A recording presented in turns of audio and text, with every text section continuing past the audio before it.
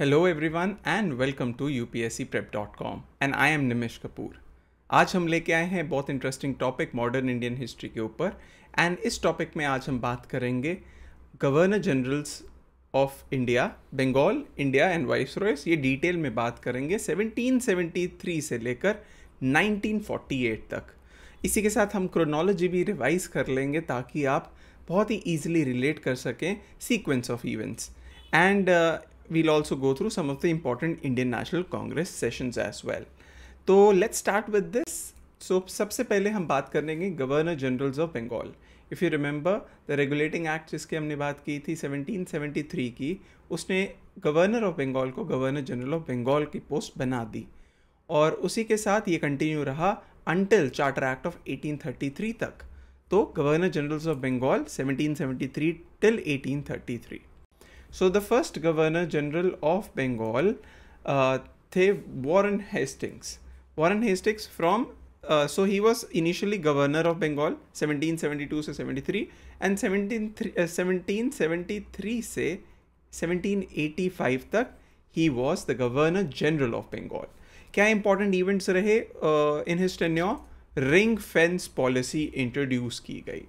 Ring Fence Policy एक policy है जिसके अराउंड ऐसे बफर स्टेट्स को क्रिएट किया जाता है ताकि जो कोर स्टेट है जो कि ब्रिटिश के अपने इंटरेस्ट हैं उसको सेव किया जाए।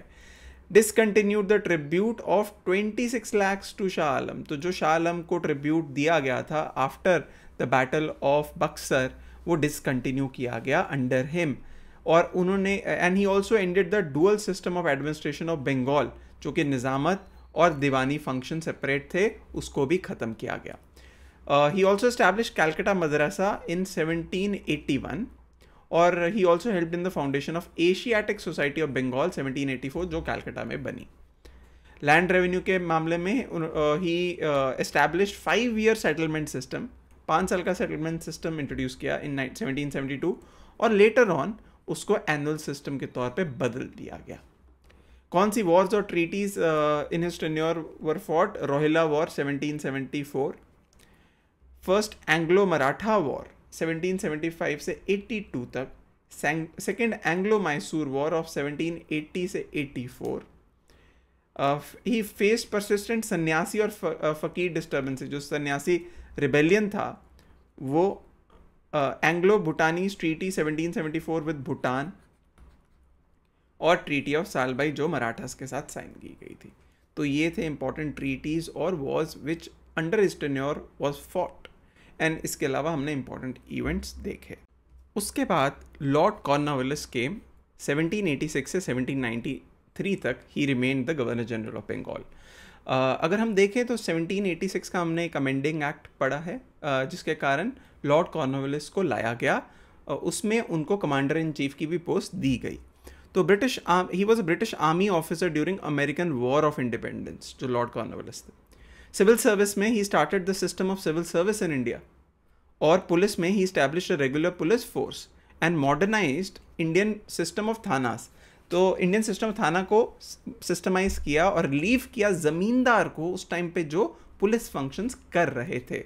जुडिशरी में इन्होंने रिलीव किया कलेक्टर को फ्रॉम हिज जुडिशियल रिस्पॉन्सिबिलिटीज़। इन्होंने he built up circuit courts in Calcutta, Dhaka, Murshidabad, Patna और उसको एंड रिप्लेस्ड जो फौजदारी कोर्ट्स थी डिस्ट्रिक्ट में उसको रिप्लेस किया गया। लैंड रेवेन्यू के मामले में अबॉलिश किया गया एनुअल लीज सिस्टम जो वारन हेस्टिंग्स ने इंट्रोड्यूस किया था और इंट्रोड्यूस किया डेसेनियल जो कि 10 years सेटलमेंट इन 1789। उसके बाद 1793 में परमानेंट सेटलमेंट इंट्रोड्यूस किया गया अंडर हिम। वॉर्स और ट्रीटीज़ की बात करें तो third Anglo Mysore war of 1789 to 92 और ट्रीटी ऑफ सेरिंगपट्टनम ये under him was signed. The next we'll talk about Sir John Shore. Before going further, काफ़ी लोगों को ये होगा कि Lord Cornwallis, sir John Shore, क्यों हम कॉलोनियल जो रूल किए हमारे देश को, क्यों हम आज भी उनको इन नाम से बोलते हैं? फर्स्टली सर एक उपाधि दी गई थी तो it was included in their name and lord is that most likely later on came to be the member of House of Lords. So it is up to the historians to correct if they want to, because the thing is that is what we in a general discussion will use generally. Okay, so हम will continue to use what historians of India use, वही हम use करेंगे. तो अगर मैं किसी को sir John Shore बोल रहा हूँ, इसका मतलब ये नहीं कि मैं उनको रिस्पेक्ट दे रहा हूँ, that is the part of the name. And अगर मैं किसको लॉर्ड बोल रहा हूँ तो वो may be most likely lord is the house, they must have been the member of house of lords later, और would be treated as a lord in British monarchy system. Okay, तो अब बात करते हैं सर जॉन शोर 1793 और 1798. तो in when under him charter act पहला जो 1793 का इंट्रोड्यूस हुआ, और खासकर he is known for policy of non intervention. And उसके बाद बिकॉज उस टाइम पे battle of Kharda between Maratha Nizam चल रही थी, और उन्होंने इसमें बोला कि ब्रिटिश हम बिल्कुल भी इंटरफेयर नहीं करेंगे, we will not intervene. So the policy, he was famous for policy of non intervention. उसके बाद लॉर्ड वेलेस्ली 1798 से 1805, इन्होंने रिवर्स की non intervention policy sir John Shore की और फॉलो की पॉलिसी ऑफ एक्सपेंशन. और इसी के साथ आई सब्सिडरी अलायंस सिस्टम 1798 में इंट्रोड्यूस की गई. और he also establish college of Fort William, जो कैलकटा में एस्टैब्लिश किया गया to educate young recruits to civil service, ताकि उनको नॉलेज हो, ओरिएंटल नॉलेज उनकी डेवलप हो, इंडिजिनस नॉलेज डेवलप हो. He also took over administration of Tanjore 1799 में, सूरत 1800 में, और कर्नाटक 1801 में. कई वॉर्स जो under him were fought were fourth Anglo Mysore war 1798 to 99. Eventually this is the last war with Mysore, जहाँ in 1799 Tipu Sultan died. Second Anglo-Maratha War 1803 to 5. Treaty of Basai was signed with Peshwa Bajirao II in 1802 by him and restored Hindu rule under Krishna Raja III in Mysore. Okay, so these were the important events and wars and treaties under Lord Wellesley. उसके बाद हम बात करते हैं sir George Barlow. Sir George Barlow 1805 से 1807. So खासकर he is known that Vellore mutiny, जो one of the first mutinies, it's the first instance of large scale and violent mutiny by Indian sipahis against East India Company. कम से कम 50-51 साल पहले, जो revolt of 1857, उससे पहले ये हुई थी. और तो sir George Barlow was infamous that during his tenure this thing happened. The revolt which took place in the Indian city of Vellore lasted one full day, during which mutineers seized Vellore fort. इसमें mutineers ने Vellore fort को अपने कब्जे में लिया and 200 troops को इधर मारा या घायल किया, और mutiny was eventually subdued by जो cavalry artillery from Arcot region. He made economy and peace his chief objects, and was criticized by British for not continuing his predecessors Wellesley's policy of expansion. So aggressive expansion. So if you see, his tenure is also very limited, that he didn't continue the aggressive expansion policy of his predecessor Lord Wellesley. इसके बाद Lord Minto I. Lord Minto, remember there are two Mintos, Minto I, Minto II. Minto II is very infamous for Morley Minto reforms, if you remember. Okay, so Lord Minto I 1807 से 1813 तक. 1809 में he concluded the Treaty of Amritsar with Ranjit Singh, और 1813 में under him during his period Charter Act of 1813 पास हुआ था. क्या खासियत थी इस चार्टर एक्ट की, इफ यू रिमेंबर, तो ट्रेड मोनोपोली जो थी ब्रिटिशर्स की वो रिमूव की गई, एक्सेप्ट टी इन इंडिया और except with China, right. Next, Lord Hastings. So many students get confused between Warren Hastings and Lord Hastings. Remember, they are two different governor generals of Bengal. Okay, so Lord Hastings, also known as Francis Hastings, so Earl of Moira. So Moira Hastings or Earl of Moira also famously known.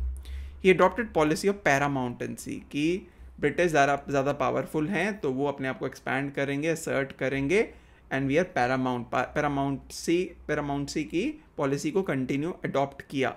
Lower branches of services जैसे कि judiciary वो Indianise की गई under him. And he encourage foundation of vernacular schools जो कि local by missionaries and others. Hastings was pattern of Hindu college established in 1870. He encourage freedom of press को encourage किया और सेंसरशिप जो इंट्रोड्यूस की गई थी 1799 में उसको अबॉलिश किया. He approved ryotwari system of land revenue which was introduced in Madras presidency by Sir Thomas Munro. तो Wars under him, Anglo Nepal war 1814, उसके बाद ट्रीटी ऑफ सगौली साइन हुई थी गोरखास के साथ, जिससे जो करंट डे उत्तराखंड आप देख रहे हैं तेराई रीजन, वो ब्रिटिशर्स को मिला. थर्ड मराठा वॉर, और इसी के साथ this was the last in the Maratha war, जिसके साथ मराठा कन्फेडरेसी डिसॉल्व हुई. और also he is known for suppression of Pindaris, और इस थर्ड वॉर को पिंडरी वॉर भी बोला जाता है. राइट. तो ये इंपॉर्टेंट कॉन्ट्रीब्यूशन थे लॉर्ड हेस्टिंग्स के और इवेंट्स थे अंडर हिम. नेक्स्ट बात करते हैं लॉर्ड एम हर्स्ट की. 1823-1828 तक फर्स्ट एंग्लो बर्मीज वॉर इस पीरियड में फाइट हुई थी अंडर हिम. 1824 में बैरकपुर म्यूटनी हुई थी और कैप्चर ऑफ भरतपुर 1826 में वॉज डन अंडर हिम. अब हम बात करते हैं, अब बात है 1833 से गवर्नर जनरल. अब टेरिटरीज जो हैं काफ़ी बढ़ चुकी हैं कंपनी की इंडिया में, और उसको मैनेज करना भी अब इम्पॉर्टेंट है. तो इसी के साथ एक पोस्ट जो governor general of India post create की. अब ओवरऑल ऑल टेरिटरीज, तो गवर्नर जनरल ऑफ बंगाल को कन्वर्ट कर दिया गया, उसको डिसॉल्व कर दिया गया पोस्ट को, और गवर्नर्स रहे अलग अलग प्रेसिडेंसीज के, but governor general of India एक सेपरेट पोस्ट क्रिएट की गई. एंड लॉर्ड विलियम बेंटिक जो कि last governor general of Bengal थे, he also became the first governor general of India. So right. तो under him so lot of things happened. इसको हम देखेंगे बिकॉज ये पीरियड बहुत टेंटेटिव और इम्पॉर्टेंट है, और बहुत ज़्यादा चीज़ें हैपेंड अंडर हिम. सबसे पहले अबॉलिशन ऑफ सती और other cruel rites 1829 on the effort of Raja Ram Mohan Roy द्वारा वो इंट्रोड्यूस की, सती को अबॉलिश किया गया. Regulation prohibiting infanticide were enforce strictly under him. He also announced abolition of Persian as court language, और रिप्लेस किया गया उसको इंग्लिश के द्वारा. पुलिस में उन्होंने office of district superintendent of police was abolished and collector became the head of police force in their jurisdiction. तो जो कलेक्टर को पावर से हटाया गया था किसके दौरान, कॉर्नवालिस के दौरान, अब वापस वो पावर जो पुलिस सिंह की थी वो कलेक्टर को दी गई. जुडिशरी में भी प्रोविंशियल कोर्ट्स ऑफ अपील को अबॉलिश किया गया और सर्किट कोर्ट्स को भी अबॉलिश किया गया. A law commission was set up in 1833 Macaulay के under by him. Land revenue में he introduced some changes and made Mahalwari system more flexible. जैसे हम वेरियस सिस्टम्स के बारे में जानते हैं, permanent settlement, Ryotwari, Mahalwari, right. These are the different revenue settlement mechanisms in under British. इसके अलावा एजुकेशन में he appointed William Adam to report on the progress of education in vernacular schools. He rejected Adam's proposal to indigenous educational system. He approved Macaulay's Minute and decided to promote European literature and science through the medium of English. Relation with other states की बात करें तो he also adopted policy non-intervention की, non-aggression की, पर फिर भी कई states annex की गई due to misgovernment of local rulers, जो की थी he took control of Mysore on grounds of misgovernance in 1831, और depose किया गया राजा ऑफ कुर्ग को 1834 में. He also annexed Kachar and Jaintia to improve the administration. अगर ट्रीटीज़ की बात की जाए तो इंडस नेविगेशन ट्रीटी साइन की गई थी with Ranjit Singh. It opened up Satluj for navigation. Commercial treaty was also negotiated with Ranjit Singh. A similar treaty was also concluded with Amirs of Sindh. अब बात करते हैं some other governor generals 1835 से 1848 तक. तो सबसे पहले sir Charles Metcalfe. Sir Charles Metcalfe, he was the Governor General of India from 1835 to 1836. तो he was famous for press law, जिसने liberate किया इंडियन प्रेस को, एंड उनके अंडर ये पास हुआ था. He is called the liberator of Indian press. बात करें 1836 से 1842, lord Auckland was the Governor General of India, और he participated in first Anglo Afghan war, जो कि एक बहुत बड़ा डिबेकल था ब्रिटिशर्स के लिए। तो ट्राइपार्टाइट ट्रीटी साइन हुई बिटवीन ईस्ट इंडिया कंपनी, महाराजा रंजीत सिंह और Shah Shuja, who was the Shah of और एमिर ऑफ अफगानिस्तान उस टाइम पे। इसी के साथ लॉर्ड ऑकलैंड को रिमूव भी किया गया। उसके बाद लॉर्ड एलन बरो को इंट्रोड्यूस किया गया 1842 से 1844। He was the governor general, और सिंध को नेक्स्ट किया गया under him in 1843 under the guidance of Charles Napier. उनको जनरल बना के भेजा, and he during this period Sindh को नेक्स्ट किया गया। स्लेवरी को अबॉलिश किया गया अंडर हिम इन 1843, और Indians under by passing Indian slavery act of 1843। जब अगर बात करें 1844 से 48 तक, Lord Hardinge one was the the viceroy, not the viceroy, governor general, and he was first, he participated in first Anglo-Sikh war, वो इनके under हुई, और ट्रीटी ऑफ लाहौर साइन हुई, और एबॉलिशन ऑफ फीमेल इन्फेंटिसाइड और ह्यूमन सेक्रीफाइस दोनों abolish किए गए इस दौरान, राइट। तो नेक्स्ट है लॉर्ड डलहौजी 1848 से 56, a long period, and he is known for introduction of doctrine of lapse. Doctrine of lapse, जहाँ कोई भी ऐसा रूलर जिसके साथ सब्सिडरी अलायंस है ब्रिटिशर्स की, अगर उनका रूलर कोई मेल हेयर के बगैर नहीं he dies, then that will directly come under British, या फिर मिस गवर्नेंस के कंडीशंस पे भी British can take control. Introduction of doctrine of lapse was done by him, and इसी के साथ बहुत सी स्टेट्स को अनेक्स किया गया। Second Anglo Sikh war conclude हुई अंडर हिम, और इसी के साथ पंजाब को भी ब्रिटिशर्स के कंट्रोल में उन्होंने अनेक्स किया, उनके कंट्रोल में आया। He was involve in second Anglo Burmese war of 1852, और इसी के साथ अनेक्सेशन ऑफ लोअर बर्मा और पेगू रीजन, जिसको बोला जाता है। वुड्स एजुकेशनल डिस्पैच जो है 1854 का, वो भी which eventually led to opening of Anglo vernacular schools or government colleges was done under him. He made Shimla the summer capital for British. Gurkha regiments को भी raise किया गया by him. Engineering college was established at Roorkee, जिसको अभी हम IIT Roorkee के नाम से जानते हैं. He also led to the foundation of modern postal system in India 1854 में. Separate public works department was also set up. PWD जिसको आज भी हम जानते हैं, right, public works department. Railway minute of 1853 introduce हुआ, जिसके साथ पहली रेलवे लाइन का was laid between Bombay and Thane in 1853। Telegraph को 4000 माइल्स तक फ्रॉम कैलकाटा विद बॉम्बे, मद्रास, पेशावर ये कनेक्ट किया गया, और पोस्टल रिफॉर्म्स हुए पोस्ट ऑफिस एक्ट 1854 के साथ। गैंजेस कैनाल को ओपन किया गया 1854 में। Establishment of separate public work departments हर प्रोविंस में भी एस्टैब्लिश किया गया। Widow remarriage act of 1856 pass हुआ after valuable efforts of Ishwar Chandra Vidyasagar. ये थी list of events under Lord Dalhousie. अब 1856 में Lord Canning came as the governor general of India, but that was time of revolt.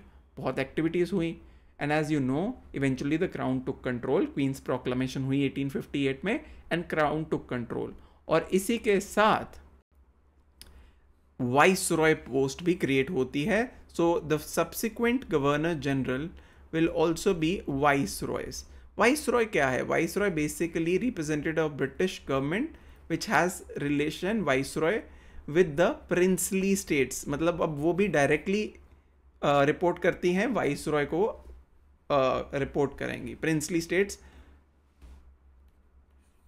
के साथ related है viceroy, और Indian states जो ब्रिटिश टेरिटरीज इन इंडिया थी वो गवर्नर जनरल।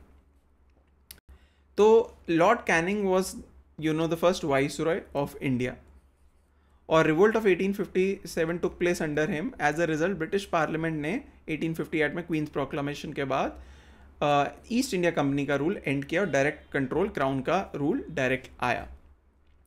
सो lord Canning ने डॉक्ट्रिन ऑफ लैप्स को विड्रॉ किया और बोला कि अब हम इंटरफेयर नहीं करेंगे प्रिंसली स्टेट्स के मामले में। Indian council act of 1862 which prove to be landmark in constitutional history of India, वो under him was passed. Indian penal code of criminal procedure IPC was passed, Indian High Court Act was enacted, or income tax was introduced under him in 1858. Universities of Calcutta, Bombay, Madras were founded in 1857 under Lord Canning. इसके बाद Sir John Lawrence. So Sir John Lawrence, so he was the next Viceroy of India, Viceroy and Governor General. तो 1864 से 69 he was the Governor General, and telegraphic communication जो India में introduce हुई थी डलहौजी के time, अब उसको यूरोप तक कनेक्ट किया गया इंडिया के साथ. हाई कोर्ट्स एस्टैब्लिश किए गए कैलकाटा में, बॉम्बे में, मद्रास में 1865 में, और कैनाल वर्क्स को फर्दर एक्सपैंड किया गया और रेलवेज को फर्दर एक्सपैंड किया गया इंडिया में. इंडियन फॉरेस्ट डिपार्टमेंट क्रिएट किया गया और नेटिव जुडिशियल सर्विस को रिकॉग्नाइज किया गया. Policy of masterly inactivity Afghanistan के साथ की गई, जहाँ वेट एंड वॉच और inactivity but in the mean time अपने आप को कंसोलिडेट करने की कोशिश ब्रिटिश के द्वारा की गई.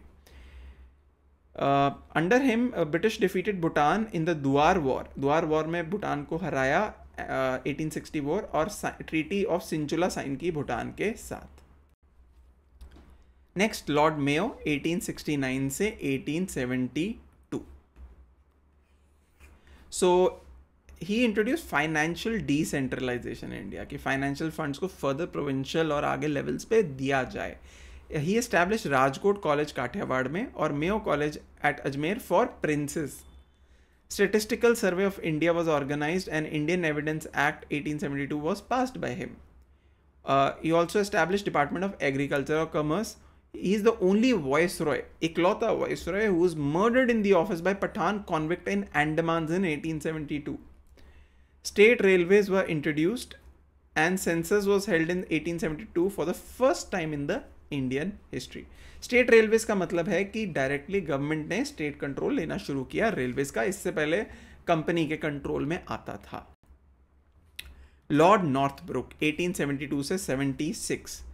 तो गायकवाड़ ऑफ बड़ौदा को ट्राई किया गया और डिपोज किया गया in an alleged attempt to poison the British resident colonel Robert Phayre, जो ब्रिटिश रेजिडेंट था एट बड़ौदा. तो that is the major activity और event which happened under him. Lord Lytton. So lord Lytton बहुत ही infamous governor general, बहुत ही ऐसी चीज़ें introduce हुई जो उस टाइम पर काफ़ी एग्रेसिव, काफ़ी against the rights of people गिनी जाती थी. He pursued free trade policies, British industries को ज़्यादा फ़ायदा मिले, फ्री ट्रेड पॉलिसीज़. अबॉलिश की गई duties on 29 British manufacture goods which in turn accelerated the drain of wealth from India. He arrange grand दरबार इन दिल्ली 1877 में, grand when country was suffering from severe famine. Royal title act को pass किया गया और queen Victoria को title दिया गया Kaisar-e Hind. Arms act of 1878 को पास किया गया which made it mandatory for Indians to acquire licences for arms. He proposed plan for statutory civil services in 1878-79 and lowered maximum age from 21 to 19 years for entry into civil services. Famine of 1876-78 affected Madras, Bombay, Mysore, Hyderabad, parts of central India and Punjab, and he appointed Famine Commission under Richard Strachey in 1878. Vernacular Press Act 1878 was done under him. इसके अंतर्गत vernacular press पे curbs लगाए गए. Second Afghan War was fought under him, where British became victorious after the debacle in the First War. Okay. So this were the important events under Lord Lytton. Next बात करते हैं Lord Ripon, and he is now one of the most famous governor generals or viceroys in India. So he repealed the Vernacular Press Act, जिसने gagging orders लगाए थे vernacular press पे, और he is also known as the father of local self-government in India. बहुत सारी municipalities, municipal corporations were opened under him और उनको taxation powers, financial devolution दिया गया. तो he is known as the father of local self-government in India. First Factory Act of 1881 was passed to improve labor conditions in India, and he reduced the working hours of local factory workers and sought to improve their conditions. 1881 में Lord Ripon restored kingdom of Mysore to its ruler. If you remember 1831 में under William Bentinck वो ले लिया गया था because of misgovernance. Hunter commission for education reforms was appointed under him 1882 में. तो it brought, जो हंटर कमीशन ने बताया कि there is a lot of neglect of primary secondary education in country and recommended कि रिस्पॉन्सिबिलिटी ऑफ प्राइमरी एजुकेशन जो है local boards and municipal boards द्वारा ली जाए. Then government resolution on local self-government. The government of Ripon desired provincial governments to apply in the case of local bodies the same principle of financial decentralization. जैसे कि central government state government को पैसा दे रही है, उसी तरह state government local municipalities को पैसा दे. For his contributions, as I've told you, Lord Ripon is called father of local self-government in India. He continued with financial decentralization. Provincial government को authorize किया गया to resort to local taxation to balance their budget. This was done in context of transfer of certain departments उनको किए गए, जैसे administration such as medical services, education, roads to be control of provincial governments. Ilbert bill controversy हुई. तो bill जो क्या थी controversy? Bill stated कि जो ब्रिटिश एंड यूरोपियन सब्जेक्ट हैं वो उन कोर्ट्स में ट्राई किए जा सकते हैं जहाँ इंडियन जजेस हैं who were senior enough in civil service to preside over such proceedings. ये जो है यूरोपियन कम्युनिटी को, इंग्लिश कम्युनिटी को अच्छा नहीं लगा, उन्होंने प्रोटेस्ट किया, ये बनी इल्बर्ट बिल कंट्रोवर्सी. इवेंचुअली इसको रिवोक किया गया. तो these were the important list of events under Lord Ripon 1880 to 1884. इसके बाद आते हैं लॉर्ड डफरिन 1884 से 1888. Under him Indian National Congress was formed in 1885. Third Anglo Burmese war was fought 1885 में and it led to annexation of Burma by the British until, and it became part of India until 1935. Lord Lansdowne 1888 से 1894 तक. So second factory act 1891 उनके under pass हुआ. He categorized civil services into imperial, provincial and subordinate services. Indian Council Act 1892, which introduced indirect elections, was passed during his tenure, or appointment of Durrant Commission was done under him to define the line between British India and Afghanistan and in year 1893. अब बात करते हैं Lord Elgin II. So Lord Elgin II, he appointed Lyell Famine Commission.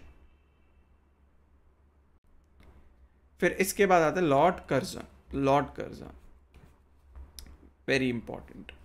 तो 1899 से 1905 he appointed Police Commission in 1902 under Sir Andrew Fraser to review police administration.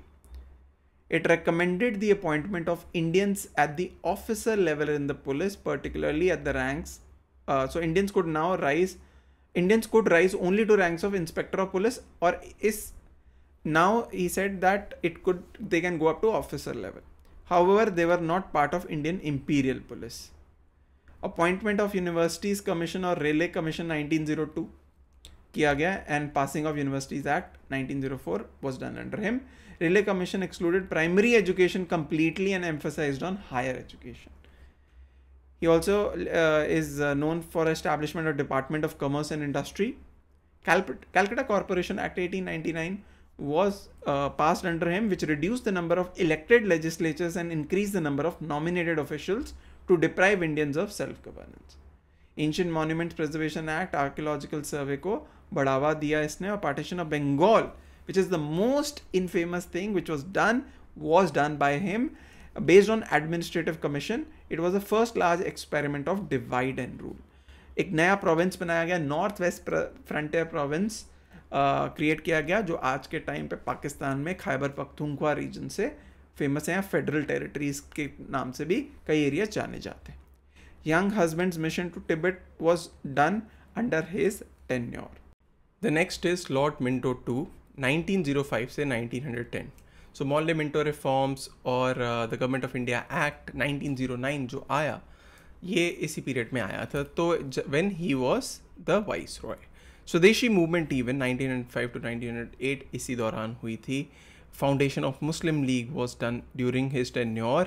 And even Surat split 1907 में जो हुई थी कांग्रेस के सेशन में, मॉडरेट्स और extremist के बीच, वो इसी दौरान हुई थी.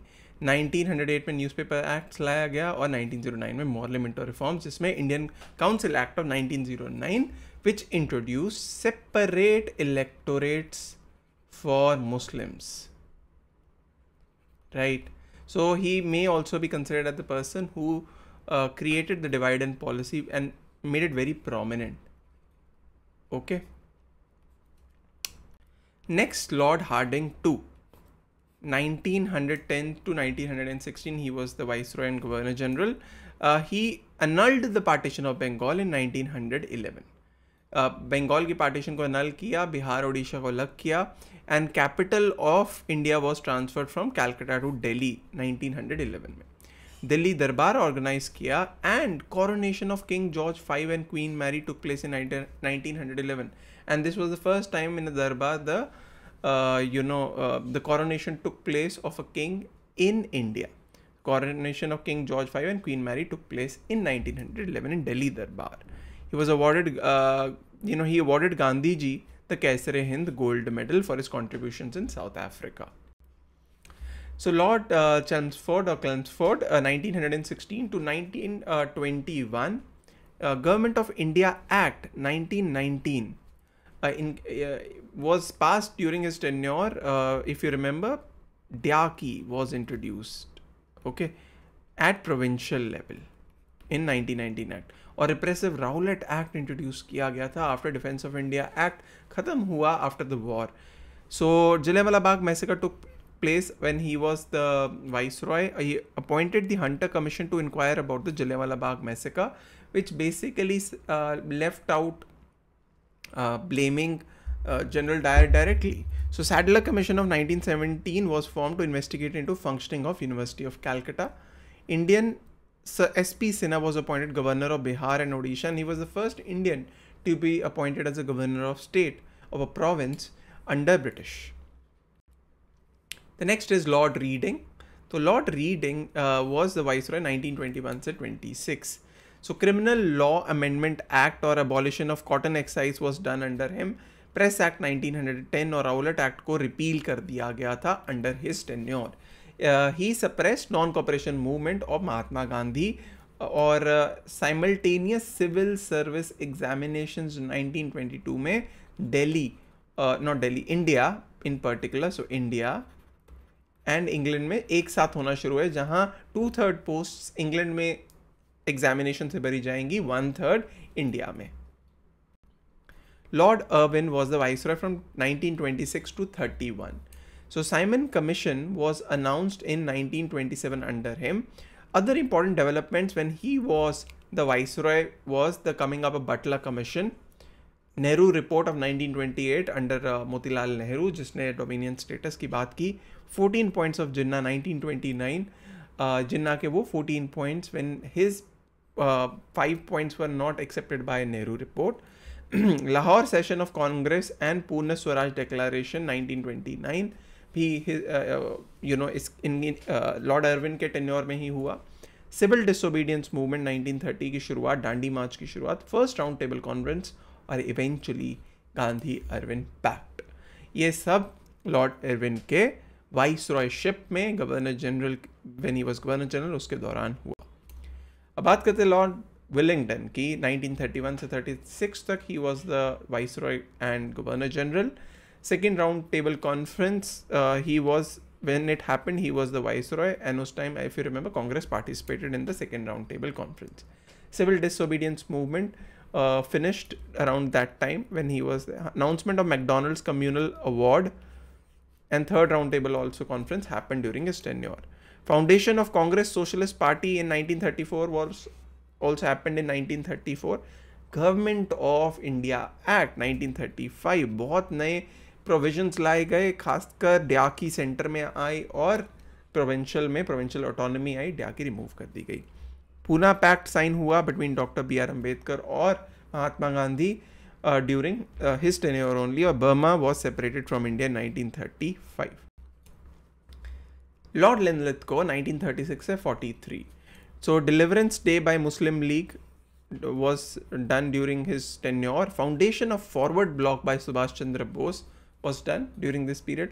लाहौर रेजोल्यूशन मुस्लिम लीग का, जिसमें पाकिस्तान की बात कही और पाकिस्तान की डिमांड हुई, वो भी इसी दौरान हुआ इन his tenure only. August offer, जिसमें हम पहले भी बात कर चुके हैं, जहां फर्स्ट टाइम सेल्फ गवर्नमेंट और सबसे ये कॉन्स्टिट्यूट असेंबली की बात की गई पहली बार. क्रिप्स मिशन 1942 भी was in his tenure. Quit India movement was started by the Congress during this time. An outbreak of Second World War happened in this period. Lord Wavell. So Lord Wavell 1943 से 1947 he was the viceroy. CR formula by C Rajgopalachari on coordination between Muslim League and Congress के ऊपर. He came out with C Rajgopalachari came out with this formula during his tenure. 1945 में Wavell bought a plan and Shimla conference happened in 1945, and also thereafter the Second World War ended. INA trials, जो Indian national army के जो recruits थे जिनको पकड़ के लाया गया, और उनके ट्रायल्स इसी दौरान शुरू हुए. और नेवल म्यूटिनी 1946 जो एक बहुत बड़ा कारण बनी भारत की आज़ादी का, वो भी इसी टाइम पे 46 में हुई. 46 में इवेंचुअली कैबिनेट मिशन प्लान आया यूके से, और फिर मुस्लिम लीग ने डायरेक्ट एक्शन डे 16 अगस्त 1946 को अनाउंस किया. 9 दिसंबर 1946 फर्स्ट मीटिंग कॉन्स्टिट्यूएंट असेंबली की हुई on December 9, 1946 under his tenure.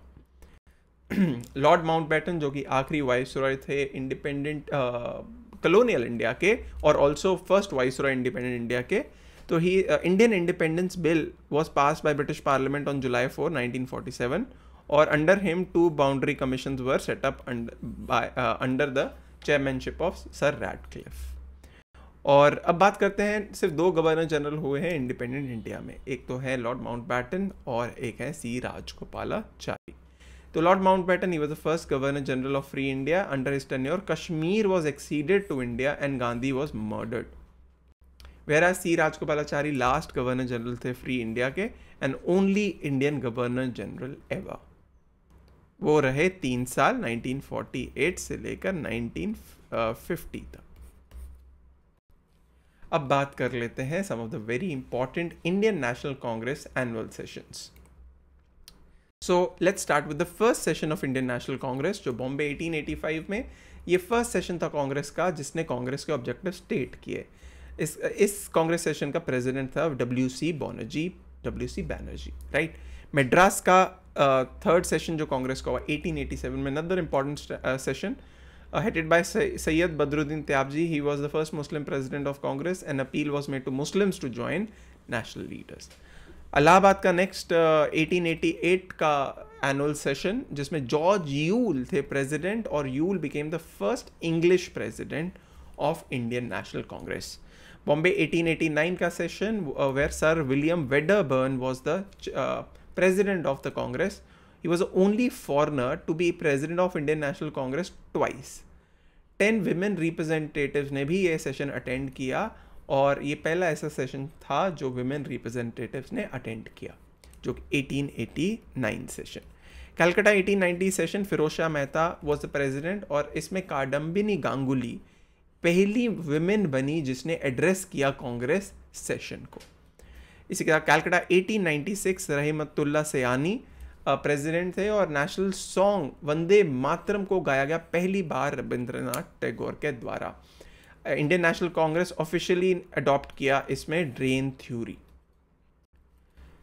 अब बात करते हैं कलकत्ता 1901 सेशन, जिसमें Dinshaw E Wacha was the president, and first time Gandhi ji appeared on Congress platform. इस दौरान Gandhi ji had come for some time from south Africa, and after that he returned back.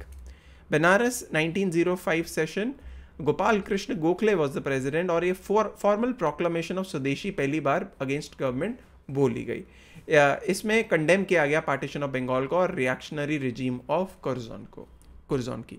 Calcutta 1906 में दादा भाई नौरोजी प्रेसिडेंट थे. बहुत ही इंपॉर्टेंट सेशन है ये, जहां स्वराज पहली बार मेंशन हुआ, और 4 रेजोल्यूशन पास हुए on swaraj, boycott movement, national education और स्वदेशी पर. सूरत 1907 सेशन, राज बिहारी घोष प्रेसिडेंट है. तो 1907 1908 दोनों में Raj Bihari Ghosh was the president. 1907 Surat infamous है सूरत स्प्लिट के नाम से, जहाँ कांग्रेस में मॉडरेट्स और एक्सट्रीमिस्ट के बीच में स्प्लिट हुई और एक्सट्रीमिस्ट्स को निकाल दिया गया कांग्रेस में से। मद्रास 1908, रास Bihari Ghosh again is the president and constitution of Congress was drawn. 1909 Lahore session में मदन मोहन मालवीय प्रेसिडेंट थे कांग्रेस के और इसने डिसअप्रूव किया formation of separate electorates on basis of religion जो दिए गए थे इंडियन काउंसिल एक्ट 1909 के द्वारा। फिर हम आते हैं कैलकाटा सेशन 1911। बी एन धर is the president of the Congress है एंड ये फर्स्ट टाइम है जब रेसिटल हुआ जन गण मन का इन कांग्रेस सेशन। लखनऊ 1916 का सेशन बहुत ही इंपॉर्टेंट सेशन जहां एसी मजूमदार प्रेसिडेंट थे और लखनऊ सेशन में एक्सट्रीमिस्ट को रीएडमिट किया गया कांग्रेस फोल्ड और यहाँ पैक्ट बनाया जिसे हमें लखनऊ पैक्ट भी बोलते हैं बिटवीन कांग्रेस और Muslim League to build political consensus. Calcutta 1917 का सेशन एनी बेसेंट बनती है president and she becomes the first women president of Congress. Bombay 1918 ये ऐसा स्पेशल सेशन था जो अगस्त में हुआ, यूजुअली कांग्रेस के सेशन दिसंबर में होते थे। बॉम्बे 1918 इस साल 2 सेशन हुए। बॉम्बे 1918 पहला सेशन था, दिल्ली 1918 जो रेगुलर सेशन।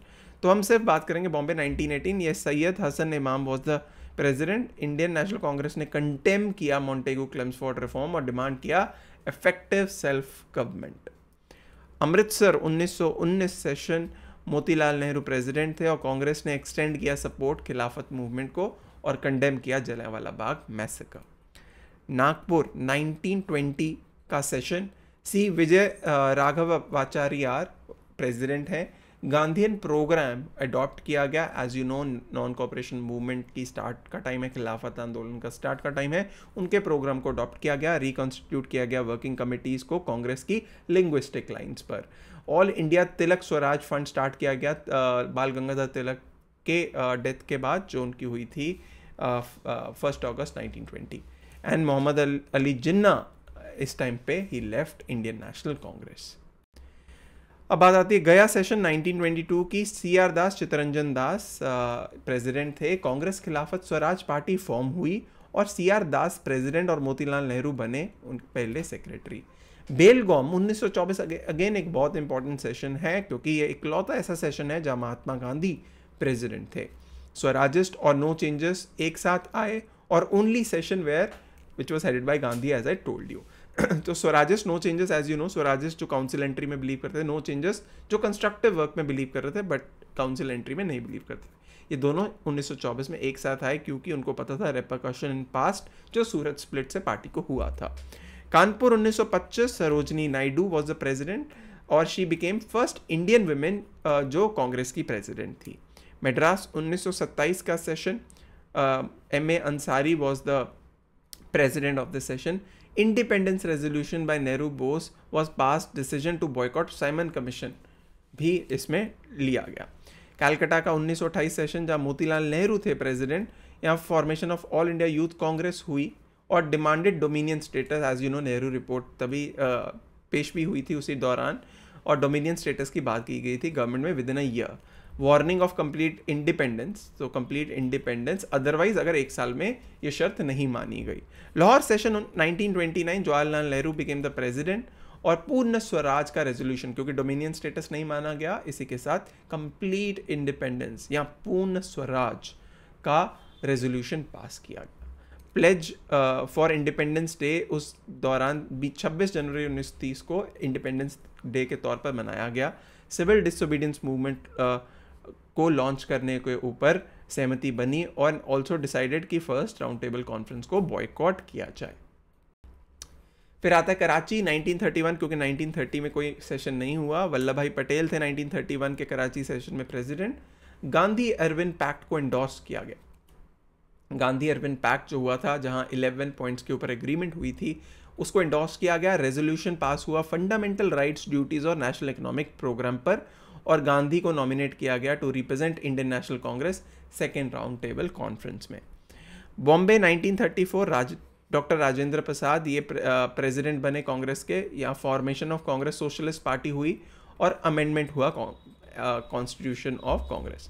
लखनऊ 1936 में Jawaharlal Nehru was the president. Nehru ने अर्ज किया congress to adopt socialism through democracy, that is democratic socialism को अडॉप्ट करने की बात कही, और ऑल इंडिया किसान सभा भी एस्टैब्लिश की गई। फैसपुर 1937 सेशन में जवाहरलाल नेहरू प्रेसिडेंट थे और फर्स्ट सेशन जो हुआ ये पहला ऐसा सेशन था जो गांव में हुआ था, और डिमांड हुई कॉन्स्टिट्यूंट असेंबली कॉन्स्टिट्यूट करने की, और रिजेक्ट किया गवर्नमेंट ऑफ इंडिया एक्ट 1935 को, और रेजोल्यूशन पास किया गया for all India agrarian programme. Haripura session 1938 का, जहां सुभाष चंद्र बोस बने president, national planning committee set up की गई नेहरू के अंडर, पूर्ण स्वराज की बात की और उसको बोला गया कि ये कवर करेगी प्रिंसली स्टेट्स को भी। त्रिपुरी का सेशन 1939 में, अगेन सुभाष चंद्र बोस प्रेसिडेंट थे, बट इवेंचुअली सुभाष चंद्र बोस ने रिजाइन किया due to differences with Mahatma Gandhi, और राजेंद्र प्रसाद प्रेसिडेंट इवेंचुअली बने, और सुभाष चंद्र बोस ने अपनी पार्टी बनाई फॉरवर्ड ब्लॉक। रेजोल्यूशन पास हुआ where congress gave up its restrained attitude towards states people movement. Meerut 1946, तो 1941 से 45 में कोई सेशन नहीं हुआ। 1946 आचार्य JB कृपलानी प्रेसिडेंट बने कांग्रेस के, और ये लास्ट सेशन था before independence, and Acharya Kripalani was the president of Indian National Congress at the independence. और इसी के साथ हम फिनिश करते हैं आज का important session. I tell you lot of questions in past few years have consistently been asked in topics में से, तो I am sure it will really help you in the last minute revision. So for more such content, keep watching UPSC Prep, and do subscribe the channel, and we'll come out with such more videos very soon. Thank you so much.